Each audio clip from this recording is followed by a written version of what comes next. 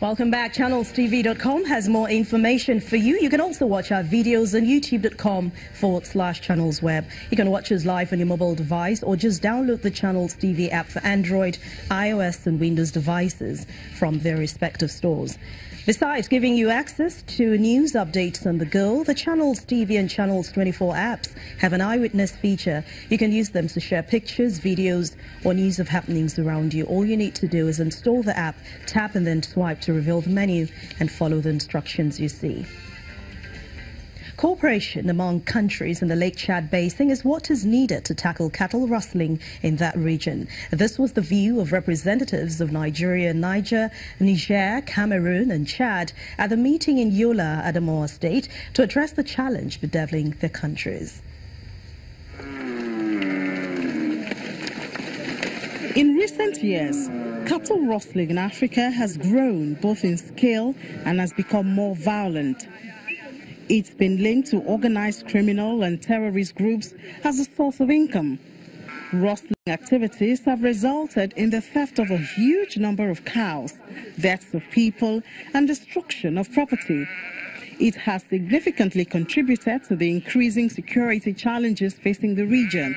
This has become a source of worry, not only to the government, but also to residents.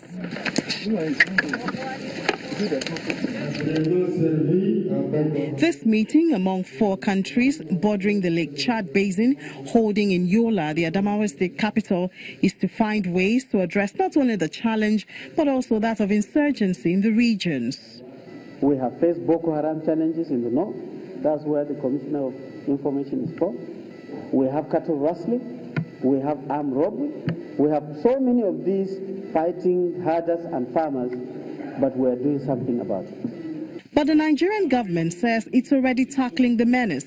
This particular workshop is to come up with very solid resolutions or communique that will afford the government to now come up with very good policies that will be able to arrest in entirety the issue of cattle buffalo. The visiting countries believe increased regional cooperation is required to address the challenge. First of all, because cattle rustling is the big challenge of all those countries. If we combine our forces and our mind together, I think that we can solve the problem. This is just one among several meetings to come, and it is expected that at the end of the dialogue, far-reaching decisions will be taken that will help in checkmating the activities of rustlers.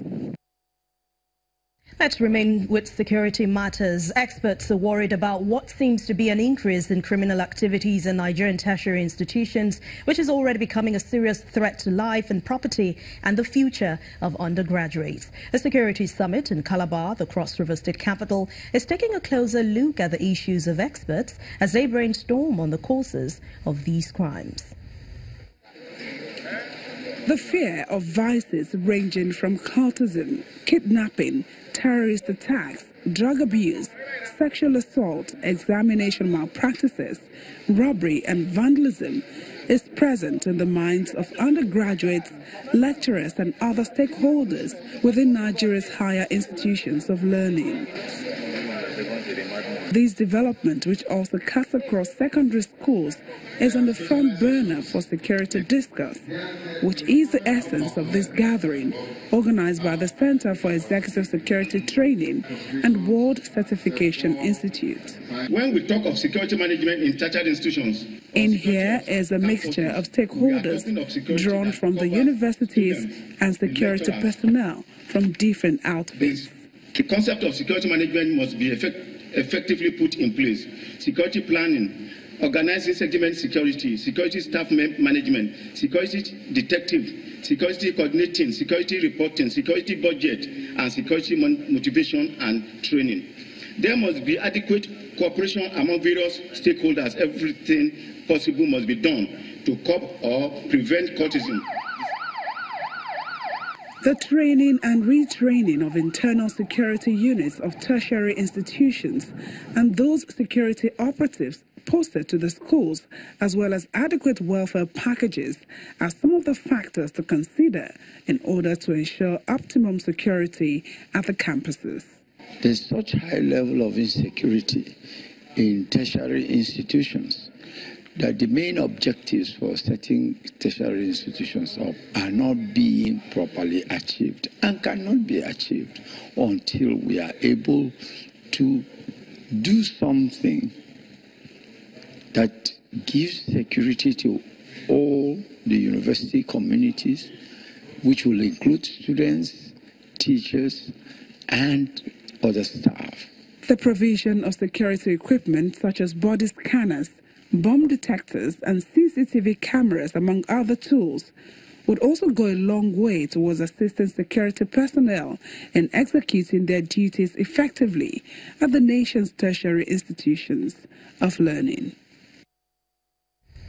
Let's move away from security matters now. Residents of Akbugo and Amuri communities in Enugu State are happy with the recent road construction conducted by the state government in their state. The residents are saying that since the community's existence, the roads have never been worked on, and this has caused untold hardship on their businesses. The state government has said it will not relent to bring infrastructural developments to Enugu State. Residents of Amuri and Akbugo in Nkanu West local government area of Enugu State heave a sigh of relief thanks to recently reconstructed roads of their communities. The construction of the road is in keeping with our promise to develop our rural areas in order to improve the standard of living of rural dwellers and boost economic activities in all the parts of the state. This was the state of the Akbugo and Amuri roads before its reconstruction. Some of the residents, who are mostly farmers, say they had great difficulties transporting their farm produce to the market. During the time the roads were bad, we have scarcity of customers coming here, and those coming here, they have been reporting about our roads, about the environment of this place. So now we have numerous customers. For some of the residents of the Amuri community, it's a good start that should have a perfect ending if more drainage systems are put in place. This very road had been battered by erosion, with the result that during rainy season it is difficult for our people to move from here to the nearest town here. So what we are pleading for is that let them provide gutters or channeling of the water so that the same erosion will not come back again. However, the state's Commissioner for Works and Infrastructure says the single drainage system being used is deliberate. In Amuri, yes, the drainage system at a very small section of the road is on one side. The definition of that is that the road section is cambered one side. That means it's super elevated.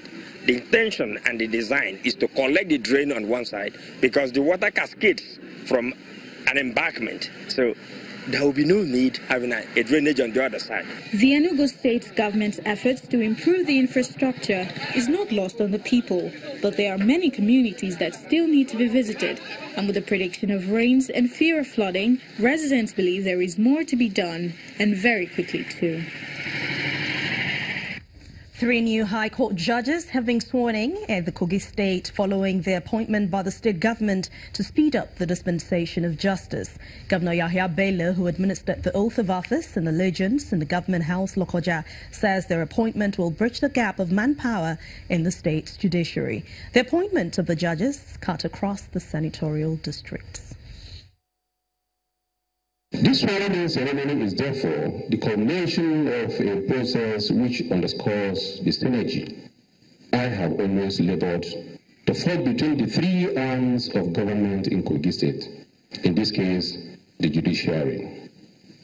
This non-interference is a deliberate policy of the new direction administration in which we, that is, the executive, the legislature, and the judiciary, are equal partners. I must celebrate the Kogi State Judiciary for playing her roles in this partnership with exemplary independence, integrity, and justice. When News Across Nigeria returns in just a moment, we'll talk about radio, its existence, and how it has been able to weather the storm for so many years. Stay with us.